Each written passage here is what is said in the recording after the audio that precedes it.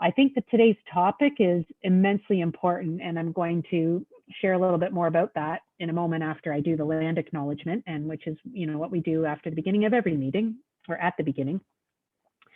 So the Peel District School Board is situated on the traditional territories of the Mississaugas of the Credit First Nation and territories of Treaty 13A, 14, and 19. I make this acknowledgement as one demonstration of our commitment to truth and reconciliation. We honor the Indigenous people who came before us and the continuous Indigenous presence on this traditional territory on which we work and learn.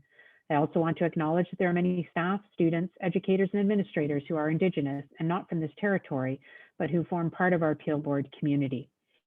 And today's topic is one that I think is probably one of the most powerful ones that we're going to engage in. And it's around us being those culturally responsive educators, and to ensure that our pedagogy is culturally relevant and responsive. And I say this because today, a few of you are in this meeting, were with me in a sort of an initial little steering committee kind of equity meeting that we had, which included some current students, some past students, some parents, some staff from the board office, staff from a couple of our buildings, along with some administrators. And I just want to share a couple of things with you, which really, for me, highlight why we're here today listening to DR.ABC and why this topic is so critical. A former student of mine who, when I was a principal at Fletcher's Meadow, shared that when she was in elementary school, she had to read a book called Ruby Bridges, which was thought to probably be a very good book at the time. She's just finishing university now, about a young Black girl who overcomes all kinds of challenges and is resilient and ends up getting to go to an all-white school. And for her, that was an extremely traumatizing event in her classroom. It scared her. It made her kind of frightened about what was she going to have to go through. And so while it was maybe a well-meaning attempt at integrating some culturally relevant pedagogy, it really wasn't at all. And another student shared with us that in I can't remember what course it was, she's in high school, that they watched a CBC documentary that had a connection to a neighborhood at Jane and Finch. And she said, well, she understood the context and the background for it. For her, watching this video certainly brought a lot of things up. And it also, then she had to do an assignment centered around that actual video. And for her, that was extremely traumatizing and challenging, because it was so upsetting, and to then have to write about it. And so the third example I will share is a parent who has a child who is 10 years old. And, she said lots of great things happening in that child's classroom with respect to, bringing Black excellence into the classroom, or trying to bring it in, but her son was the only Black student in the whole class. And so what that all of a sudden did was almost put a microscope on him, and then he felt like he was sort of the center of everything, and that everybody was looking at him. And so in our attempt to do good, we actually ended up doing more harm. And to hear those stories, and many of you here would probably have those same stories too, or some of those same experiences. And I think for me, what it really does, and we know why we're doing the work, but what it really does is emphasize why the importance of our resources and the books and texts and things we're using in the classroom are critical. They are where we're going to make change. When things land on student desks, that's where we're going to see change. And I would believe that many of you are here because either A, you already know that, or B, you want to learn more about how to do that and how to make sure that we're focusing on Black excellence in these representations. And that final piece was around both former student, current student said, I don't need to know about Blacks as slaves. I don't need to know about slavery. There is so much more rich history about my culture and my background that emphasizes how fantastic we are, that piece around slavery and Black History Month, and that's all we ever talk about, is just a teensy little slice of history, and it's doing more harm than anything else. And so thinking about all of that and that pretty intense meeting that was super positive, I'm going to turn it over to Dr. ABC for us to get started today. Thank you so much, Dana, and thank you so much, and good afternoon, good evening, everyone. And few things I just want to piggyback on what you have to say, Dana. A few things I'll piggyback on a few things that you shared just now. And one of those things is funny because we're looking at culturally relevant and responsive educator this evening. So I want you to realize with this we're focusing on the educator this evening, okay? And that's why this is so different from maybe many other workshops you have done where we focus on the teaching and the pedagogy and the practice, but we're focusing on ourselves. And something I note on my notes right here, I have the word culturally relevant material, weird enough, circled right here, Dana, and then you start that conversation because we have to be intentional about our selection. Think about it right now. If we all go shopping, this is an analogy I'm using. If we all go shopping or we all go to a restaurant, we're going to order food based on what we want. We're going to order food based on what we cook, based on what we want to try, based on our adventures, based on many preconceived ideas. But we have to think about how intentional that action is when it comes to our students. And it's funny because what you said, Dana, was so powerful, and this is everything is being recorded, so you'll get to we have captured it, so you can look at it, listen to it again, and reflect on it. What Dana said to us this afternoon, the idea that how intentional are we about what we are doing, and this happens when we realize, oh, tomorrow is Pink Shirt Day. Oh, next week is Black History Month. Oh, it's Ramadan, and it is so an afterthought. And you and I know what happens in an afterthought. You grab the nearest thing to you. You Google, you find a book that you did not read. You Google and you find a YouTube video that you did not watch. This is standard that happens with all of us when we do not put the work in our planning. We have to be very, very intentional about our planning. I have done a workshop about championing for EDI. And I'm speaking to librarians on Saturday. And you would think that I have done this work so many times that Dr. Campbell, you know what you're doing. You're talking to librarians, they're educators like you, just go with the flow. I have spent maybe 2 hours today taking up the same PowerPoint I've used so many times to make adjustments because I'm speaking to librarians. And they have certain power that you and I don't have. They own that library. They manage a resource. They're doing stuff that you and I don't do. So how do I reach them? And I want you, just a few housekeeping matters. You can come with your cameras in and out. It's all good, turn on, turn off, all that kind of stuff to get that humanization. So feel free to turn on and turn off when you feel like. But I just want to continue. And there's something I'm going to say right now that I want you to hear me. Dana, I have a name for it. It's not in any book. It's my original name for what you just discussed. I call it the museum effect. The museum effect. Make a note of it. Dr. Campbell talked to you about this today. The museum effect. And I'm going to write about it as well soon. It's the effect, Dana, that when we talk about these topics like Indigenous and Black history and anti-Black racism and talk about other people, we speak about them in a way as if we're in a museum and we are walking together, you and I are walking together, Victoria, and we say, well, those are the First Nations people. They lived here long ago. And oh, and by the way, Black people was their slavery. And it's a museum effect. What that means is that we have not connected with what we are seeing. We are there for a performance. We are there for a show. We are there as, watch me carefully, we are there as outsiders viewing. I'm literally feeling what I'm saying to you because this is something I've been thinking about a lot, Garrett. I've been thinking about it a lot. I'm going to tell you why I've been thinking about it so much. I have been doing quite a bit of workshops.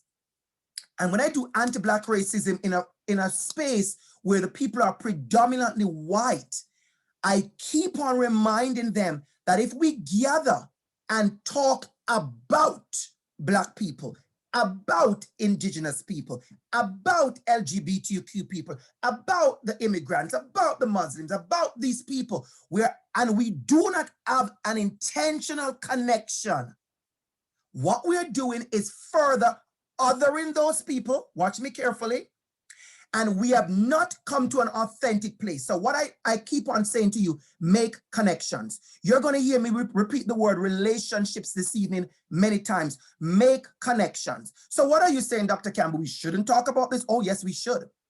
But imagine when I talk about, imagine if Dana is talking about anti-Black racism, and Dana has so many examples and references she can use into that conversation. She's not talking about her one Black friend. You know, we do that one Black friend thing.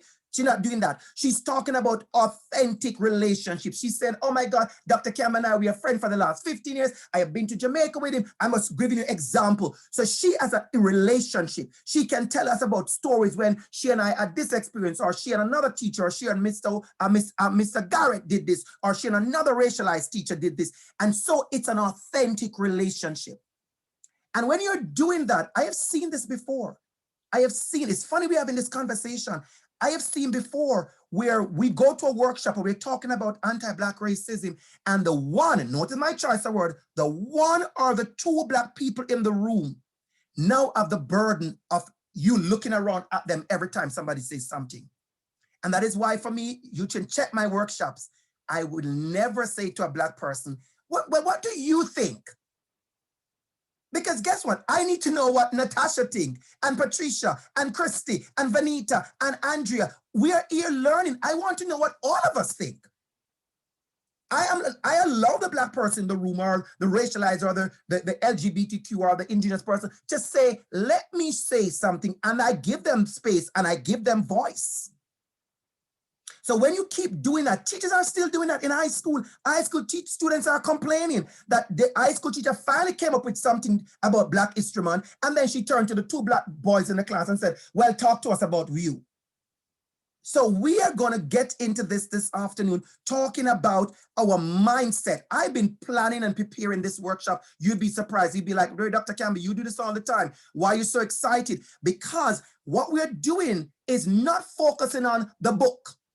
So tonight is not about the book. It's not about the chart. It's not about the field trip. It's not about that. It's about you and I, our growth mindset to change. Are we willing to change? Are we willing to change? Are we willing to grow? Are we willing to be honest that ideas that we thought were amazing 15 years ago, they're not amazing today? You'd be surprised, Dana, I have had some amazing ideas 15 years ago. Oh, that's foolishness today. It's not amazing anymore. It has done its amazing time. Now I have to retire it. But you know what, Apple? Many of our educators, we are not into a growth mindset. So we are stuck.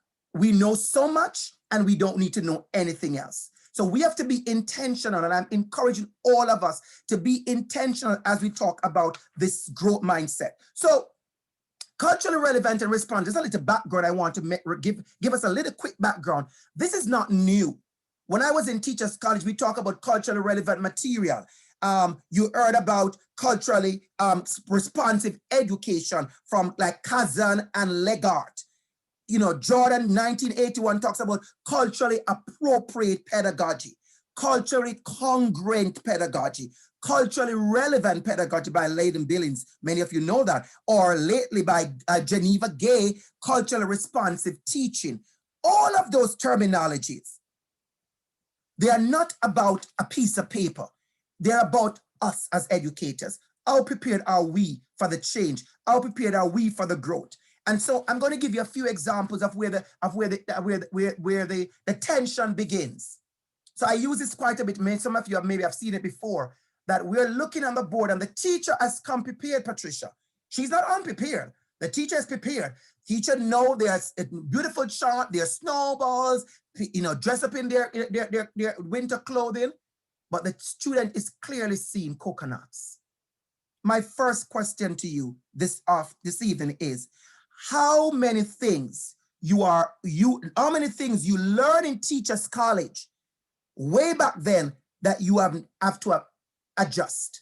How many things you are willing to unlearn so you can meet the needs of your students? How many things you have to say, you know what, this was a great idea when I was at that particular school, it's not good at this school. I had a workshop just 2 days ago, and an amazing teacher in the crowd. He said, at one school, it was amazing the things that I used.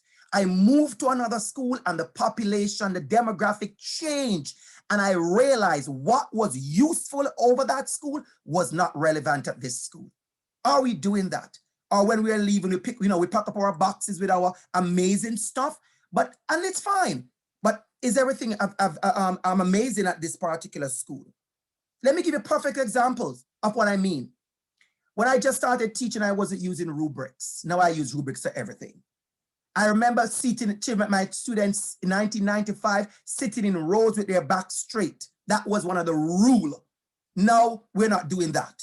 I remember penmanship, Dana. See, I'm aging myself, Dana. Sorry. I teach penmanship. It was a subject, and we had to teach delineant, how to write. Cursive was a subject. We had to teach them that. I remember giving 100 maths every single Friday to my grade 6 class. The standard was you must be able to do 100 maths problems. I remember all our letters home, our emails, our letters home, dear sir, madam. That's how we did it. I remember starting my days with prayer and devotion every single morning in class. Sometimes you think you mistake it for church. How are we changed? Are we willing to change? And are we holding on to harmful ways of teaching? Write that down. Are we holding on to harmful ways of teaching? You may say, Dr. Campbell, are you serious? What is harmful about teaching? It's harmful if the students are not adjusting to it. If it's not relevant to their learning. So I'm sure this a million times. One size does not fit all. When I was a young teacher, I'm going to share something with you. The idea of a test was for us to weed out who were the students who were not good. Anybody remember those days when you had the language? We literally used the language in school, weed out. That was a school language we used, weeding out. I'm going to tell you something. I had an aha moment in 2009 when I was working at a college in Canada. And they had a course called Student Success Strategy. That was the name of the course, Student Success Strategy.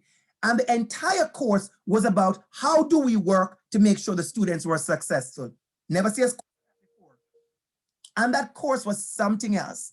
And as I started working with the teachers to work with it, I realized what the intention was. It was that we were going to use whatever tools we had to ensure that the students were successful. That was a big mindset for me change, Patricia, because you know what happened? I came from that old place where some pass, some fail. Some students will be successful, some will not. Some will be doctors, some will not. And that kind of attitude where we felt like we were there to make decisions about who will be successful. You know what we were there to do? We were there to support all students so they could be successful. And so it's about our mindset. It's about our mindset. I love this quote. I always use it. Our schools must be classrooms, places where students' lived experiences are valued and celebrated. We don't even spend time to listen to our students. The story you used, Dana, was so powerful. If we realize that there was one Black student in that class, what time would we take to make sure that Black student didn't go through harm in that lesson? We see it happen all the time. And I'm going to tell you what I've done in the past, Dana. And Dana, have done it. I have said to big organizations who are doing a lot of anti-Black racism work, I said, you need to provide a space where only the Black identified staff could also have some form of healing conversation. Healing conversation. It's need to provide that space. And even your classroom, let's say you have a classroom with only 4 or 5 Black students. You know what I did? What my strategy was when I had students with behavioral issues in my class? I've shared this before. I've done this strategy, what I call lunch with the teacher. You have done it in offices. I took it to school. So I would say to those 4 particular students, you are having lunch with me today. They were excited. and we had good lunch. Like we set the table. I love a little bit extra drama. And so having lunch with Mr. Campbell was an event. It wasn't seen anywhere deficit, even though my intention was to speak to particular students so I could connect with them. And so they had lunch. We'd spend the entire 35 or 40 minutes with me in the classroom at the table. Sometimes I bring a tablecloth, sometimes I'd be able a little bit extra, and they know they were having lunch with me. And they planned it because I would tell them a day or two before that it's your day to have lunch with me. And so we had these conversations. You have to get to know your students. Too many of us have not invested the time in knowing our students. So how do we do that?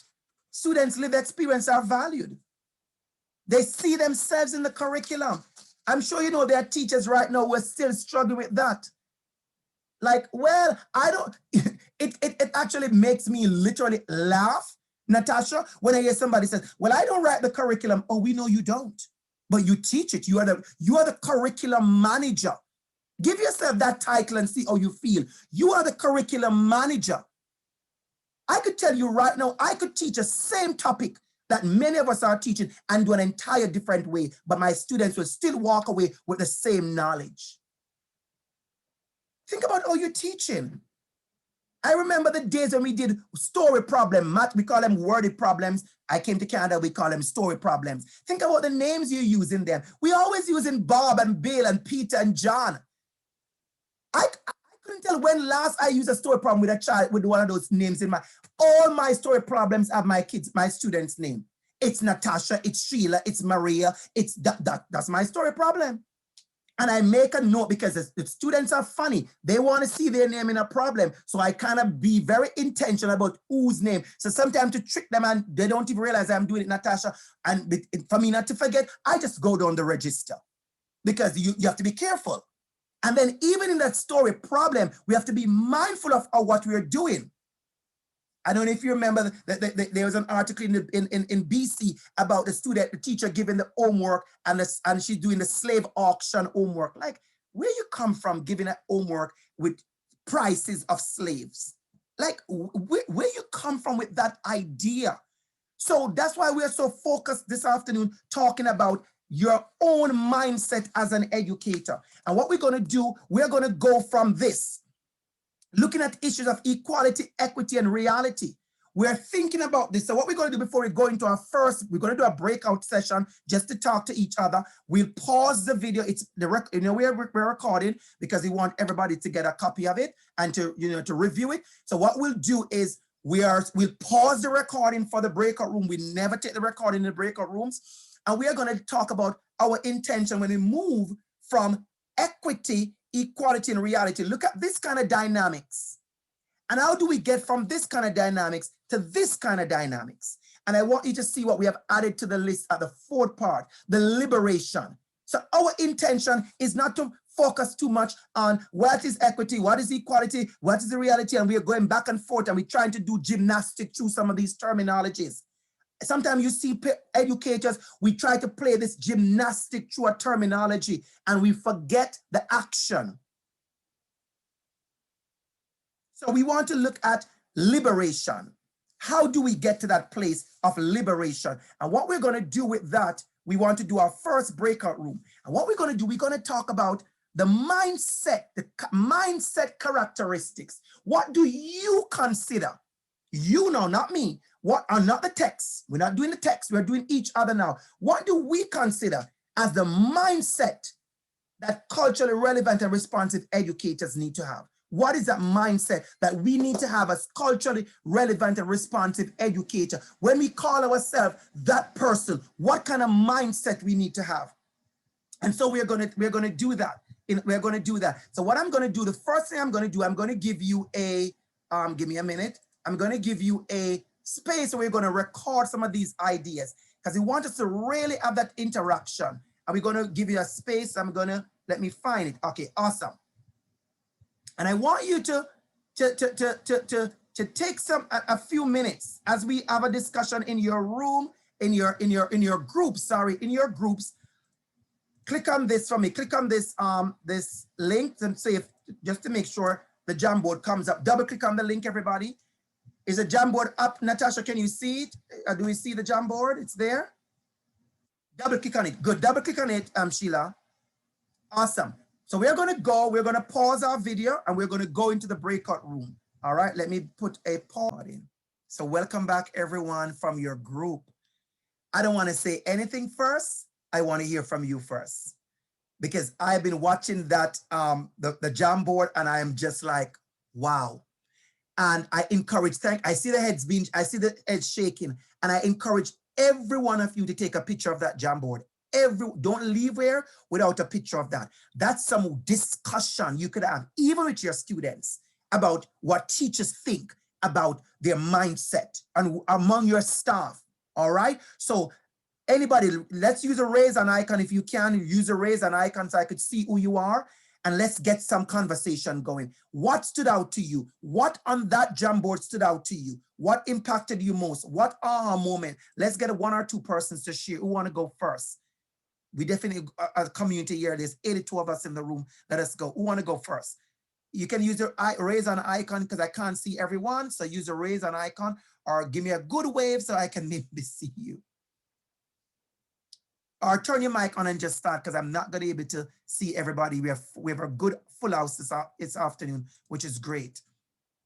Anybody want to start first? Comment on anything on the Jamboard. Let me bring up the Jamboard so we can also go at anything that stood out to you. Who want to go first?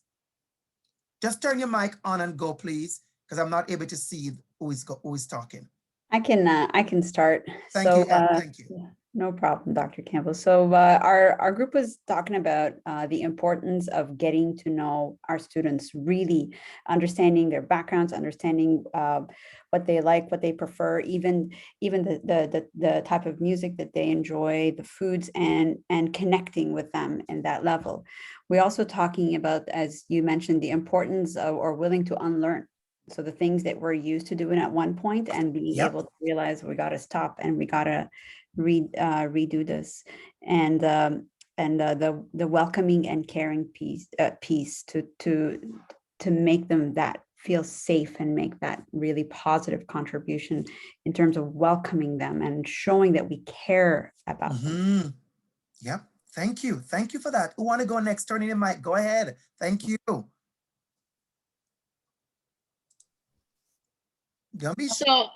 our group talked about, we talked about first being empathetic, understanding that there's emotions that we'll never be able to understand, but willing to listen. We talked about getting our students to learn about people outside of their bubbles, right? Understanding that there's more than just what they know as well. And then another member, we had a great conversation, talked about learning the history of our students, their backgrounds, their cultures, and understanding our own biases as well as we are learning.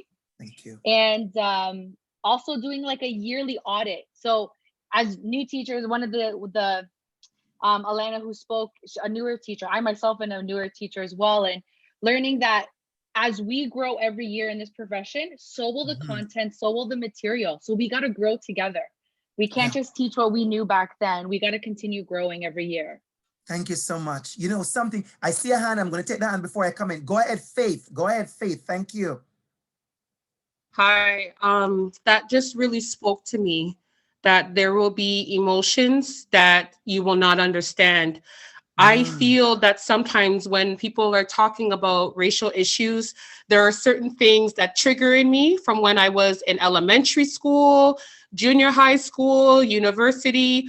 I was told in high school, they kept putting me in remedial classes because they said that I wasn't smart enough for university. You know, so like when I hear certain things in meetings, and then when I get when we get these staff meetings and whatnot, I get triggered, you know, and I speak with the passion and the force, because I can relate. I can pinpoint that emotion to that student, and I know where they're coming from. Unfortunately, people can empathize, but they will never understand. So that's a wonderful point that was made, that there will be emotions that you don't understand. And to be respectful of that, passion doesn't always mean angry. No. Passion can just mean passion. Yeah. Faith, thank you so much. But something you said, Faith, before you move, I want to honor something you said. I don't, were you at the beginning when we started, when Dana was talking at the beginning, Faith, or you came in after Dana spoke? Oh, I was at the beginning. Okay, so you know where we're going with this conversation. Yeah. You gave me nothing but chills. I'm going to tell you why. Just said is what I've been trying to say to everybody. And I'm not going to stop. We have to, and you keep on talking about the student, but no, I want to talk about the teacher, you as well. We have to take care of the Black and racialized staff among us.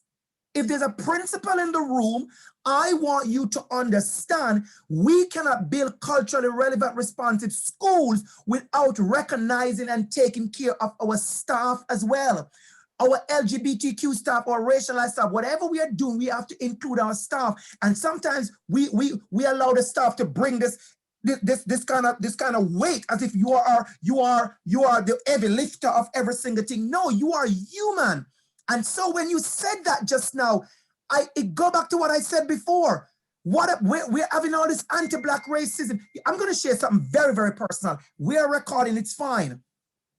When this thing started last year, and I was at OISE, I am a very strong person of faith, and I'm sharing this because you have shared your heart with me. And I'm a very strong person. I'm good. I'm cool like that. And we're and I fold my hands. I'm at staff meeting more than once. And I hear, everybody saying, we want to talk about, what's going on with anti-Black racism and blah, blah, blah, blah, blah. And then I said to myself, isn't it weird that I didn't get a phone call that says, hey, Dr. Campbell, how you doing? Or something to say how you doing. When my friends are going through stuff, I check on them. So it's important. This is not a different conversation. This is the education conversation. Are we taking care of each other? We talk about anchor in love, compassion, and empathy. So as you see those students that spoke to Dana today, what about the voice of educators who are saying, I am feeling this way? How do we protect? How do we check on our fellow teachers? So thank you for sharing that. That it's important as you're listening to me, if you're a leader in the room, you're a teacher in the room, that you check on your racialized teachers as well. You check on it. If there's a big incident about LGBTQ issues, or a big incident about a Muslim issues, or a Sikh or whatever, check on the members of staff who are also carrying those identities. Say to them, hey, you want us to walk to Starbucks this morning? Starbucks is on me. Check on them. Little things that you do to check on them. Because when you don't do that, and then you try to support them in other ways, it becomes very pretentious and it becomes very inauthentic, because you have developed, here come the word, no relationship. And as I always tell people, I have white friends, and they are authentic, because I am not their one Black friend. I don't play that game. And so we have to develop those relationships. Thank you so much for sharing that. I think we have one comment before we move on. Is it Swaliha? Swalia? Go ahead, please. And if that's your pronunciation, Yes. please pronounce it for me. Yes, it's Waleha. So I just Thank wanted you. to add on the idea of building the homeschool connections and those family relationships is so important as a leader who wants, or an educator who really wants to do that within your classroom, right? You need to build those connections, because when you bring the family in, you really bring the real learning into the classroom. Thank you. Thank you. Thank you. Thank you. Thank you. Vanessa, over to you. Last point from Vanessa. Go ahead, Vanessa. Hi, I just wanted to add a comment that we've talked about in our breakout group, but also in connection of what you were just talking about. Yes. I had brought up the topic of intent versus impact, which we had talked about in our staff meeting this week. And as educators, we need to be aware of the fact that our intent might be positive, but the impact might not be. And that when it's brought to our attention, whether it's a parent, a student, or a fellow educator, that there should be that ownership piece of, this was my intent and I'm sorry it impacted you that way. And, can you help me so that, it doesn't get repeated, as opposed to distancing yourself from the event and saying, oh, well, that wasn't my intent, so sorry you took it that way. And then not wanting to unlearn, that behavior of, well, I did my best, so I don't really need to keep going with it, but being willing to hear how you can improve. Absolutely. Thank you so much, Vanessa. Vanessa, I want you to write the word down. I figure you already know it, but I want you to write it down. Cultural humility. We have been spending a lot of time in our cultural relevant and responsive pedagogy workshop talking about that cultural humility. Because you know what we like to say? We'll make mistakes. Of course, we're going to make mistakes, but how do we address the mistakes? And I think we are very big on we will make mistakes. But I think what we are lacking is how do we react when we make the mistakes? In all my workshops, I think people are good enough to understand that we will make mistakes. What I find is where the tension is that we don't know how do we react. And Vanessa just shared with us, we react with humility. Sorry, that wasn't the intention. And we fix it, we work at it, and we make sure we're intentional about that. One thing I want to highlight before we move on, it's been a rich conversation. I'm going to broaden this one for a minute, this yellow one right here. Allow students the opportunity to shape lesson in constructing content. Remember, whoever posted that, remember you said it, because you're going to see what we talk about later on when we talk. Oh, see, I troubled it now and I messed it up. Okay, I fix it back. Let me fix it back quick. All right. So I'm going to stop sharing that and let us go back to our screen. So I want us to understand these are deep conversations, and some of you in the rooms have had amazing conversation. We're going to go back to those conversations in a minute. But before we do that, let us get back into our presentation to highlight a few things. So 2 things I want us to highlight as we get into this is the central tenets of culturally relevant and responsive pedagogy. We all know about the high expectation. We're going to talk about that. But I want to circle something you said, Patricia. I want to get back to you with the word bubble. Our students do exist in quite a bit of bubbles. And you go to some school, it's a total bubble. The students are unexposed, unaware, they do not know. That is why I say to you, when you select movies and cartoons and anything to show in school, in your class, you have to be intentional about bringing the world into your classrooms. I keep on telling you, I remember when students asked me, when they saw pictures of Jamaica, they weren't being rude. They were genuine. They said, "Sir, is that Jamaica?" And I said, yes. I said, I didn't know Jamaica have those buildings, sir, an high-rise building. They saw cars like 2020 or whatever the year car it was. We didn't know you have latest cars, because they're not being rude. They're unaware. So let's circle that middle one there, Patricia. Assisting students in development of cultural competence. And my example for that has always been the same. Black History Month is not for the Black students.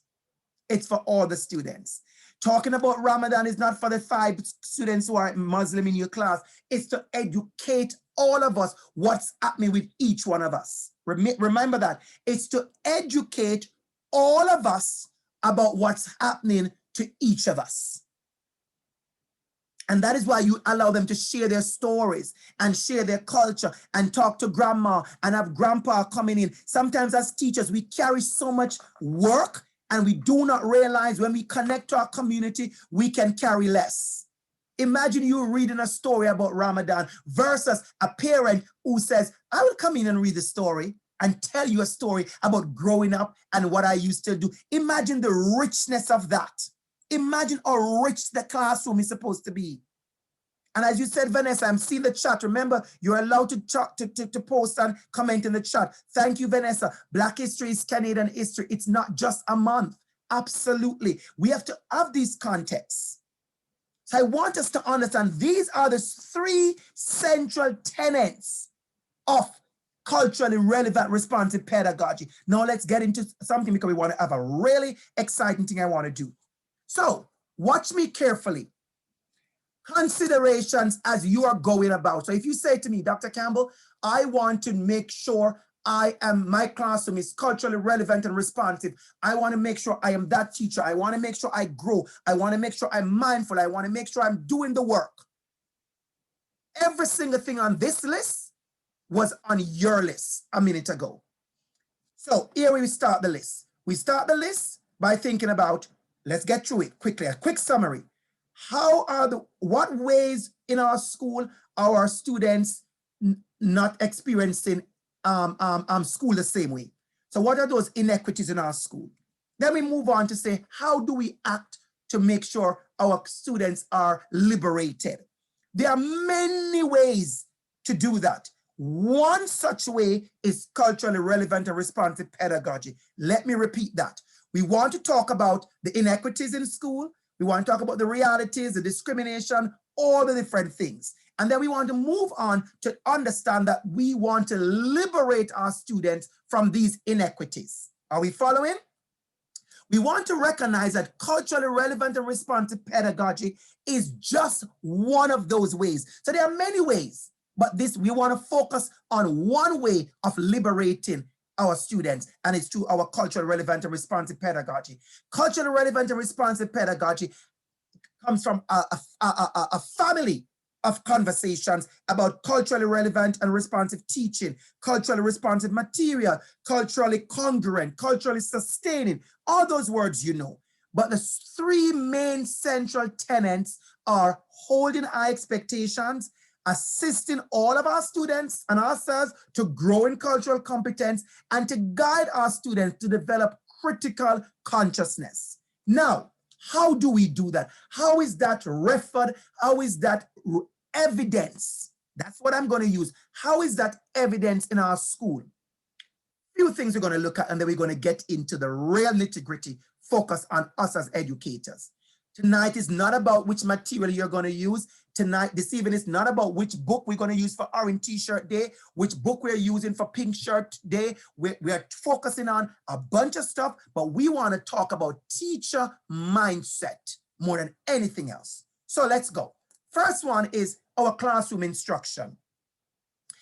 How are we doing that? Let's think about that. How are we doing that? How are we working on our pedagogy? What does that look like? Are we adjusting? Are we changing? Are we growing? Are we unlearning? Are we making space for our students? Are we being constructivist? Are we bringing in the communities, the families? How are we selecting material?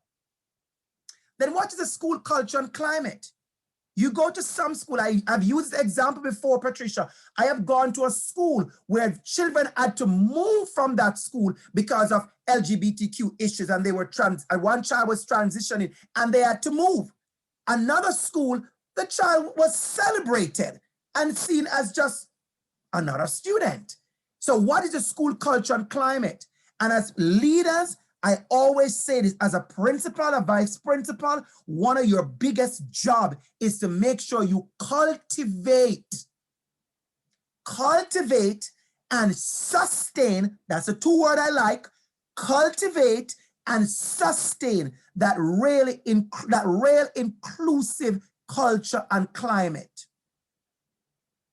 It starts with your leadership, you know. It starts with your leadership. Sometimes we need to do, I think you talk about, I think, Patricia, you mentioned something about an audit. You mentioned, we have other people talk about a book audit, an equity audit. We need to be talking about our teacher audit, our pedagogy audit, and our leadership audit. How are you leading? Student voice and space. Is it there in our school? School leadership, it's right there. I put it by itself for a reason, because we have to recognize and call on our principals and our vice principals to understand that you are a leader in our school. We need you to lead from in front. You can't stay the equity file and give it to that teacher down the corner and say, well, you run the equity show. It's not an equity show. It's a school where equity is at the center. And if you have a principal and they are not placing equity at the center, we are in trouble. We're in trouble. Vanessa, I'm going to read what you said in the box. We need to change our thinking so it changes our language. And by changing our language, it changes our action. By changing our action, we create social change. I'm going to repeat that. I am going to repeat that. I want you to see the effect. We're starting with the thinking. You notice the topic tonight? It's about our mindset. We need to change our thinking so it changes our language.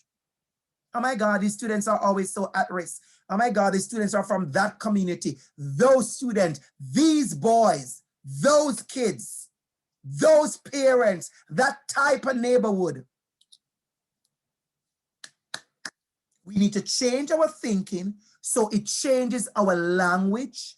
And by changing our language, it changes our actions. And by changing our actions, we create social change. And that's when we call ourselves change agent. Everybody nowadays is a change agent.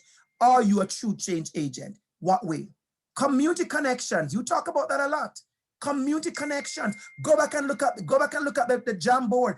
How many persons mention connections with the community? I see some people are making waves about having workshop with the community. I love it, but I hope you are not stopping there. I hope next year, no parent would say to me, oh, Dr. Campbell, I met you at my school. You came for a talk. That was when last year, April. It's now 1 year. I haven't gone back to the school because they only invite me one time again. I keep on telling you, Patricia, follow my advice on this one. Don't wait for your school to have a parent even to invite your parents in. I have done this many times. When you do those big science projects and your big art project and what you're doing, invite your parents in. Say to your parents, I am inviting you all to stop by. School finish at 3:30. You stop by between 2:30 and 3:30. Just come and look at the display. You have some bottled water there. You may have maybe some donuts there. You may even go to the staff room and bring the coffee mug inside. You are creating community, Patricia. You don't need to wait for curriculum night to create community. You see, we are stuck with these distilled evenings. Connections. And from that one evening, you're going to learn about parents who can support you in ways that you couldn't believe. You're going to get a parent who said, I'm an artist. I could come in one evening and paint with the class. True story, happened. Oh, I could come in one day. I work from home. I work my own job. I could come in and paint with your class. You go, wow, your art class is covered. But before I even said it, Faith said it, especially since so many parents volunteer, but have no relationship with the staff. We have to do that. And when I said you bring in coffee and donuts, I mean that, Patricia. You plug out the coffee machine in the staff room and you bring it. They're going to complain that you shouldn't move the machine. Apologize tomorrow. We want you to understand the connection we need to have. Now, look what is at the bottom there. Teacher disposition. That's what we're going to focus on right now. That's what we're going to focus on. So what I want you to do, we're going to go back into the chat. And what I'm going to do, stop this for a minute. We're going to look at, let me show you first what we're going to do, and then we're going to get to do it. We're going to do back another Jamboard, but this one is quite different. This one has 6 characteristics. So we're going to focus on 6 characteristics of the teacher mindset. So let me bring it up, and then I'm going to show you what I'm talking about. Give me a minute. I'm going to bring it up, and then I'm going to show you what we're talking about. And as you go, we're going to spend some quality time. And as we go, we're going to go from one to the other. So let's get into this, everybody. Let's do the recording first, and then we're going to turn off. And then we're going to really engage again. I realize we do a good job when we connect. So this is what we're going to look at this evening, the Jamboard. Everybody will not have writing access. So when you're talking, you share with each other. So these are from 2013. I want you to learn to understand this, Dana. This is a document from the ministry that I take this from 2013. And I've been using the same document, because it is that good. So these are the characteristics. You're going to realize that many of you have listed these already. Watch me carefully. The first one, Patricia, Patricia, you're like my assistant right now. So I'm calling on you all the time. The first one is, and I love this one, desire to make a difference. I want you to get me, for those who don't get me, let me look at you face to face first. These 6 characteristics, Maria, they are taken from a ministry document.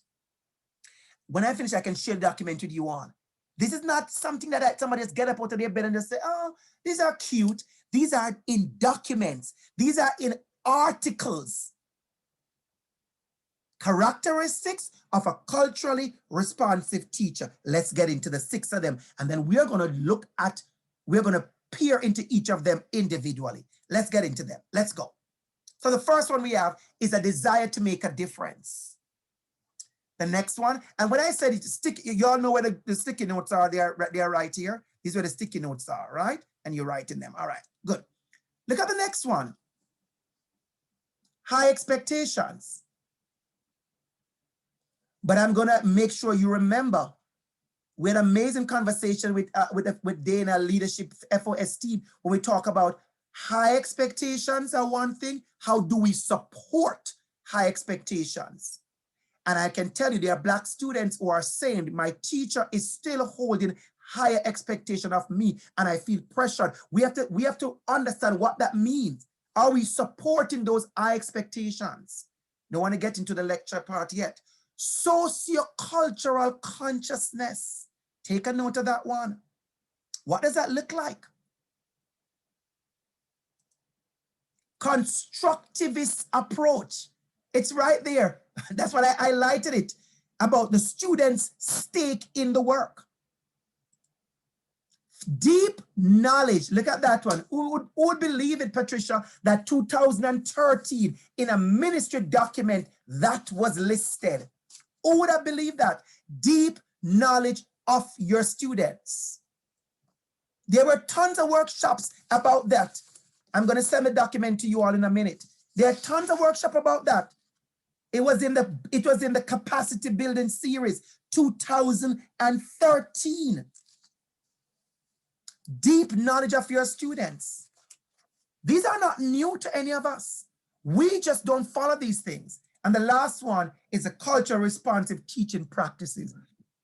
So as we go into our groups, I'm gonna stop this for a minute.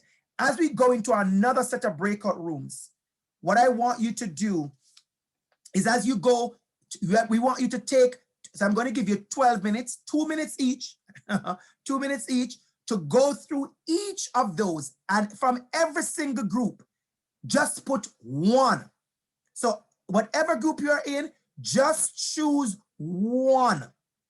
Just choose one post from each group. There are going to be about 14 groups. So we'll have 14 post-it from each for the entire body of us this afternoon. Let me put it up so we can get the link. Remember, everybody won't get access to the link, but most of us will. There'll be somebody in every group that has access. So double click on it, open it if you can. And remember, we want to put at least one post-it from each group on each. And each means, what does this look like? When we say desire to make a difference, how do you see that? What does that mean for your group? And remember, when we are done, I want you to take a picture of every single one of those because you are downloaded. You actually have permission to download it. It's there, you have access to it because this is information that you need to keep in a folder somewhere. Guarantee you're going to be able to use it. So let me go and see if we are there. Yeah, many people are there. We are there. Absolutely. So we're going to mix up the group again. I'm going to put 12 minutes, 30 minutes on the clock. Dana, anything to share with us before we go? I see that call on you. I don't know why. Anything you need to comment on before we go into the groups? Okay, good. So I want us to have those conversations. When we think about desire to make a difference, what does that look like? Because I have my notes, so don't worry, I'm going to share mine. High expectation, what does that look like? When we say my sociocultural consciousness, what does that look like? When we talk about constructivist approach, what does that look like? When we talk about deep knowledge of your student, how do we do that in our school? What does that look like in our school? And then the last one, cultural responsive teaching practices. Have some great discussions, everybody, because that's where the juice happens in the workshop, the discussions. I love going to the rooms and listening to the discussions. Just amazing. So I've recreated, all the rooms are recreated. I've recreated all the rooms and they are now open. And we now have 12 minutes on the clock. Everybody, go ahead.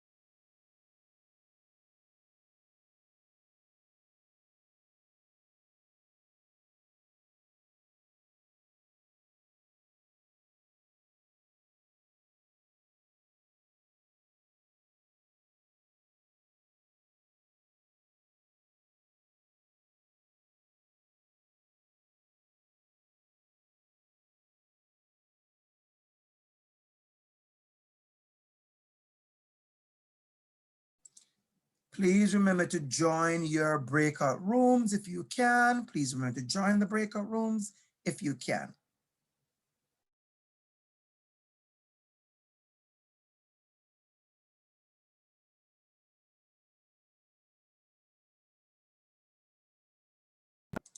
All right, welcome back. Almost everybody's back. Quite interesting stuff, right? That's a lot of interesting stuff. I must tell you this, when I do an activity like this, I literally, Victoria, I'm reading everything. I'm drinking up everything. It's kind of weird sometimes. I feel how excited I am to drink, to get all this stuff up, and I'm leading it. And I just trust and know that all of us have that same kind of posture where we are thinking, wow, I thought of these 5 things, but I didn't think of that one. And so, yeah, it's about sharing of ideas. And that's why I encourage everyone to make sure you get copies of it. Download the copy, take pictures of every single one. I guarantee you, you're going to use this in other spaces, all right? So good to have those conversations with everyone. So let's go through it quickly, and then but before we go through it, anybody with any comments, anything that jumped on, let's take another 1 or 2 feedback. We only have 7 minutes left. But anybody want a minute? Let's go. We do want that. Go ahead, Dana, please, and then we take somebody else. In our little group, every time we hit one of them, we're like, that's the most important one. No, wait, that's the most important one. And then it just became, you know what, these are all so interchangeable and so important that if you have one, you need the other, you need the other. So yeah, it's kind of like we have to do all of this. Absolutely, absolutely. Anybody else? Anybody else? Anything stood out to you? Anybody else? Something that really, I think I see it, and it's a Sheila. Go ahead, Sheila, please. Your mic is off, Sheila. Your mic is off. You know what I'm finding, Dr. Campbell, is that as soon as we make this our regular routine of listening to your wonderful words over and over and over again, I'm getting so good at this. I know all the answers to some extent, and all the right things are coming to the mind. And it's a matter of that conversation, that dialogue, that we keep on talking about these things with one another, and we start to really assimilate and take in and make it your understanding and comprehension before it can become spontaneous nature to think like that and act like that and behave like that. Yeah, absolutely. Absolutely. And as you said, it's almost like, as you said, it's come second nature. That is actually what it's about. It becomes second nature, and it's embedded in you, and you want it. Let's get to the Jamboard. Let's see what people were doing and what we had with that. So let's get that done. Let's take some quick look at that so we can have that captured also in our recording. So we saw about making the difference. That's what I love this one. This is the most important part of being an effective educator. That's why we chose this profession. Yes. Being a teacher is not like anything else. I'm sorry. Right now, see where our nurses are, what they are doing. But we know that there are certain professions you choose. It's about other people. I keep on saying it's Maria. I love to say this, Maria. I said, it's easy to love your own children. Teaching is about loving other people's children, caring about other people's children. And somehow we kind of forget the word love and care and compassion and empathy. That's what education is rests on. We have to remember that. So let's move on quickly. High expectations. I love this slide. I love this. Communicate the expectation in a way that's student-centered and understandable by the students. I love that. And I love this one, believing that students can always strive to achieve their best. You know, when you believe in the Pygmalion theory, I'm sure you have heard that before. It's when you believe in students and they know you believe in them, and it's consistent and authentic, because a lot of us, we're smart. We're smart. You know, Sheila, when I see people do equity work and they do it smart way, I smile. We know the right things to say. We know, Sheila, how to walk into a room and says, you know, I don't want to decenter myself. I want to be an ally. I want to make sure I listen to my students. I want to make sure I'm authentic. We know how to rehearse and say these things. You know where we fail? In doing them. We fail in the practice. We are good with the knowledge. We fail in the practice. And that is why there are so many times our students don't trust us. I'm going to repeat that. Our students don't trust us because they realize we are performing to be nice. So how do we get that cultural, that socio-cultural consciousness? I want to read something, Dana, because I know you are very, very interested in this. I want to read something about socio-cultural consciousness. And this comes from an article I have here from Sangeeta Macaulay, 2018. It's actually in the EFTO voice. It's in the the EFTA voice. It's in the EFTA voice, winter 2018, right? And she talks about critical consciousness, and she says, critical consciousness is developed when we challenge students to question, analyze, and critique the norms and values that shape society and lead to social inequities for different groups. In this tenet, educators provide opportunities for students to see multiple literacies and digital competencies to solve authentic, real-world problems. Let me give you an example. If anybody here teach grade 6, you always see our grade 6 topic, social studies, Canada's response to the world. If you taught grade 6, you know that topic. How do you talk about refugees in your class? How do you talk about immigration in your class? How do you talk about the Syrian crisis and this had happened here and that happened? How do you have conversations about those things? Your job is to widen your students' knowledge. If you are still stuck, listen to me carefully.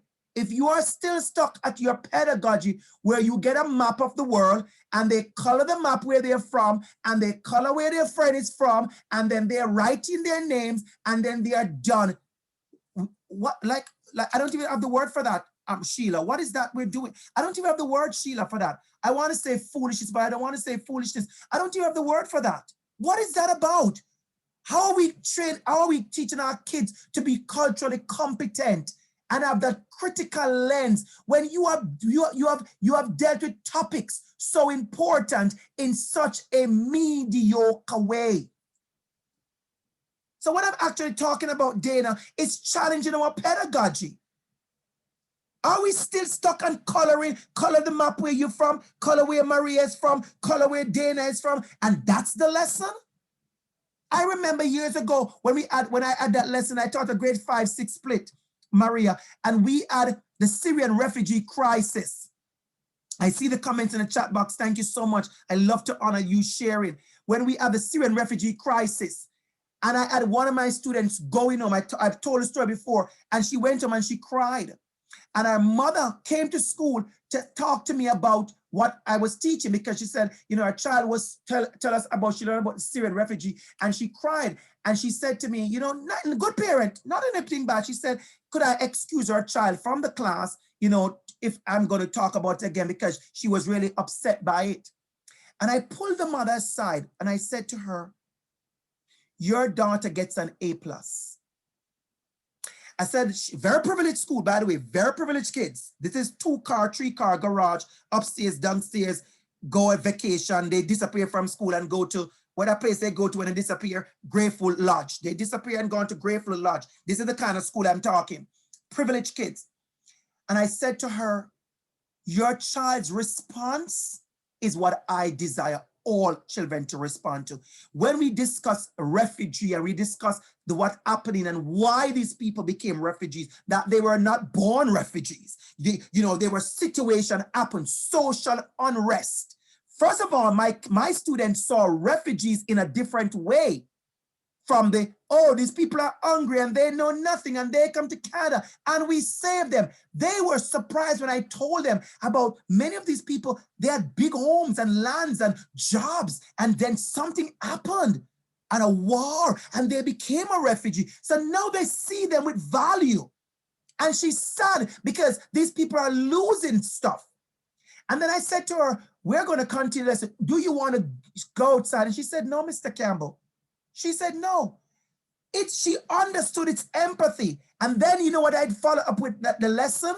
I follow up with, I want you to write a letter to our school board telling them that you want those kids to come to our school. You should have seen those letters. Some of those letters made me cry because the students were trying to say, we want the refugee students to come to our school so we can be, and they didn't write in deficit. It wasn't about, I will give them my clothes that I don't wear, or I will give them one of my pens that I don't use. How we talk about that, about not deficit.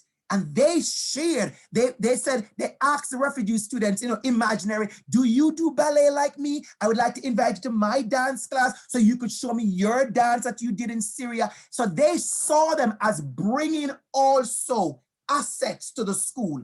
That is how we have to train our students. And I come back to the first conversation we had, Dana, when we started. We know we're wrapping up. Come back to our first conversation, Dana, when we started talking about how students fell further. They felt further discriminated against or further traumatized by how the lesson went, by how we were teaching. So we have to think about our lessons. Constructivist approach. Deep knowledge. A lot of you are having an amazing conversation about the deep knowledge and about the cultural responsive practice. Look at that. Look at that. Look at that one. This one is my favorite. Well, a lot of them are my favorite, but I love this one. Look at this one. How intentional are you about your planning? Are you still just grabbing something up? How are you intentional about your planning? Sometimes when I want to show a video, I struggle with which video to show because I have 5 good ones and I watch all of them. But we still have teachers showing videos that you have not reviewed. We have to stop those things, teachers. It's our own. It's our own. We're talking about our own pedagogy. Right? Remember, you have the link, everybody. So if anybody want the link, let me make sure we put the link. I think somebody shared the link again. So that's the link to the Jamboard. If you didn't get it before, make sure you have the link so you can also get to look at it. All right. So we're over time. Can you imagine? We're over time. But let's wrap up in a minute, everybody, with what we have here. Give me a minute. So we are over time, but that's fine. Let's wrap up quickly. Let's wrap up quickly with this part. All right. So let's wrap up quickly here. So here are the things, and I'm only sharing that with you because I want you to realize that the answers you have, they are all there. And I also want to summarize for the video's sake. So those who didn't get the juice of being in a room because you missed it, you can get to watch it here. And I'm sure we have our next session soon. So we talk about the desire to make a difference. Everything there. Notice the removal of barriers. I have a thing, Sheila, when I go on and people can list all the barriers. We are very good at listing barriers these days. We're not so good at pushing against them. So when we list, let's work at what we can change. And if you remove one, for now, we're good. We're started at one. We can start at one, you know. Some of us, we are not started at nothing. That's why the parents are so frustrated, because we don't see nothing doing. Start at one. Next one, high expectations. And when you do those high expectations, support them. Differentiation. Anybody remember those days? I think it was maybe about 12 years ago when every workshop was about differentiation. Anybody remember that? Every workshop. I have been to, Dana, I've been to so many differentiation workshops. And yet still we're stubborn. We're stubborn. That's the word I'm going to use. We're stubborn about how we change up. We're still using the same way because we're too lazy to fix it. Accommodation, the scaffolding, sociocultural consciousness. Self-reflection is fundamental. Teach the students what power looks like and the dynamics, and then teach them how to use their privilege for good. Teach them how to paint the world good. Find examples of young people over the world. We have a young person the other day who is doing all the hurt and the sustainability thing. Talk about them. And the Malawi person, talk about how people are changing the world and ask them, what would you do to change the world? Not if you had $1 million. I'm not talking about that. That's a different topic. I'm talking about the social studies topic that says to them, what will you do to change the world? Show them how they can be change agents in grade 3. by maybe picking up the garbage, by maybe doing the compost, by maybe helping the neighbors, by maybe making sure that the persons in their building who are old, you do errands for them. They teach them from now how they can be change agents. Teach them from now how to be change agents. Constructivist approach. Tell them, ask them what they know, build on what they know. Ask them. Sometimes we are so bent on saying what we know. Ask them what they know. The deep knowledge of your students. And I hope you realize what I did there. I put students, families, and communities. And you all were talking about families early on. Build strong relationships. Culture responsive teaching practices. Open to change. That's where I'm going to leave you. Open to change. That's going to be our final slide for the evening. Let us be open to that change. Open to the dynamics. Open to the feedback. Open to the newness. Open to trying something new. None of us, we are so amazing that we can't change something new. As a matter of fact, we are amazing. We are amazing. But guess what? We can change. We can change something. Keep what is great and change some things up. All right. So we're going to stop there for this afternoon. We are way over our time, but that is fine. It's honest. It's good being here. It's really good being here with the energy in the room. And the breakout rooms were amazing. The breakout rooms, I went in some of you, you were like amazing. Amazing. Can't wait for the next session, Dana. It's on the house. It's free. I'm kidding. I'm kidding. So thank you so much, Dr. Campbell. The whole time I'm listening to you, I'm also thinking, I don't know anybody else who could get away with a lime green beret and pull it off and look as good as you. Miss Favor, your outfit, you look good, man. You look good. Maybe Natasha, maybe you could get away with a lime green beret. I think Natasha could get away with it. Yeah. Miss Favor. And the second thing I was thinking when we were talking about how, it's easy to love our own kids and learning to love others, I have a greeting card that says, it turns out when you're asked who your favorite child is, you're actually expected to choose one of your own. Who knew? So I think, we all have great kids in our classrooms that, that we do love, but we need to make sure that we're sharing that passion and commitment to every single one of our kids. And so this has been a great little platform for us this afternoon, lots to think about. And I'm hopeful that, we'll stay connected with DR.ABC next year as well and be able to bring this stuff deeply into our classroom spaces. But thank you everybody for taking the time out of very busy days and very trying and challenging times and joining us. I look forward to these sessions because they actually feel positive. And when we get surrounded by so much challenge and stress. So thank you so much. And everybody have a wonderful, wonderful evening. See you soon for the next one. Have a good night, everyone. Thank you. Bye-bye. Thank you very much. Thank you, guys. Thank you for Thank sharing. you. Thank you for the voices. Thank you for sharing. Some of you in your breakout going off the chain. Love it. Have a good night, everyone. Thank you All so right, much. Thank you very much. Bye. Thank Bye-bye. you, Dr. Absolutely Campbell. Brilliant. Thank you. Brilliant. Thank you, Sheila. Good night, everyone. Bye-bye. Love Okay, you. bye. Love. Thank you.